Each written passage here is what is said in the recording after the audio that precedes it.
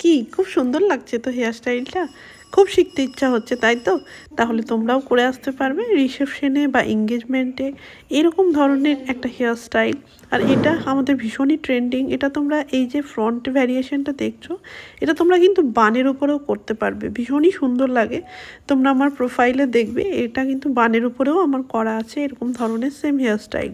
তো চলো চলো আর কথা না বাড়িয়ে তোমাদের সাথে শেয়ার করি এটা তোমরা কিভাবে বানাবে। তো একটু মন দিয়ে দেখো, তাহলে তোমরাও শিখতে পেরে যাবে কিভাবে বানিয়েছি। সুন্দর করে এখানে একটা ভ্যাকুয়ামিং করবে হালকা, এখানেও ভ্যাকুয়ামিং করলে, যেহেতু ভলিউম ভালো আছে তো ভলিউম পাউডার দেওয়ার দরকার নেই, হালকা স্প্রে করলে।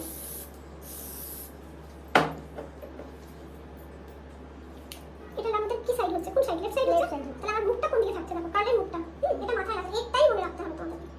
নিয়ে এলাম সুন্দর করে, তারপর এটা এইভাবে ফেলে দিলাম, ঠিক আছে? দেখো এটা মন দিয়ে শিখে গেলে কার্লে আর এক ফোঁটাও ভয় লাগবে না কার্ল করতে। এই যে জিনিসটা, এটাকে আমাদের পুরোটা এটার মধ্যে লক করতে হবে, ভিতরে ঢোকাতে হবে।